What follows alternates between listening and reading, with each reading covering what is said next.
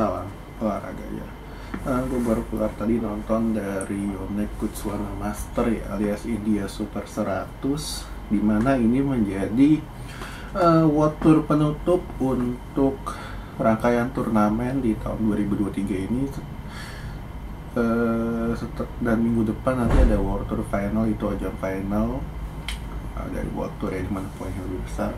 Ya, di ajang tadi India Super 100 tadi Indonesia berhasil mendapatkan gelar ya dari Johannes Marcelino dari sektor tunggal putra All Indonesian Final. Di final ketemu Alfie dan 2 set langsung dimenangkan oleh Johannes.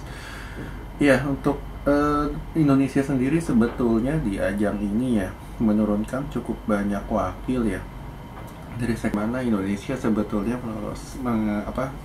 mengirim cukup banyak wakil ya, ada beberapa wakil juga, dan ganda campuran juga kirim wakil, ganda putri, dan ya sampai babak semifinal Indonesia tinggal menyisakan 2 wakil ya dari sektor tunggal putra. Dan kalau gue bilang untuk regenerasi yang saat ini paling cukup berjalan adalah tunggal putra ya, karena mereka ini punya pemain pelapis-pelapis yang gue bilang walaupun gapnya masih agak jauh, cuman mereka berhasil membuktikan ketika dikirim, entah itu bisa masuk semifinal atau final. Dan ini yang kalau gue bilang harus terus dijaga dan diikuti oleh sektor-sektor lainnya. Dan kalau dari duet baru ganda putra ya, Gideon sama Rahmat, gue bilang ini belum kelihatan karena mereka juga beda dengan tunggal putra ya. Kalau tunggal kan ibaratnya lu mainnya nggak butuh chemistry, sedangkan kalau ganda butuh chemistry. Dan kalau gue lihat dari sisi rotasi pun 2 pemain ini masih belum lah untuk bisa padu. Dan keberhasilan tadi gue bilang di ajang tunggal putra tadi sekaligus juga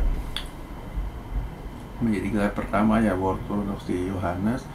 Dan ya gue bilang dari sisi permainan 2 pemain ini juga gue bilang masih banyak perbaikan lah, dimana Alwi ini dari tangan kidal ya. Tangan kidal ini kan Indonesia jarang banget punya tangan kidal. Terakhir ya tunggal ada Firman yang terakhir di tahun 2015, setelah itu dia nggak kelihatan juga. Dan sekarang muncul pemain baru, gue bilang ini harus dijaga. Kenapa? Karena sebetulnya pemain ini punya bakat, cuman unforced error dan stamina-nya ini parah banget tadi.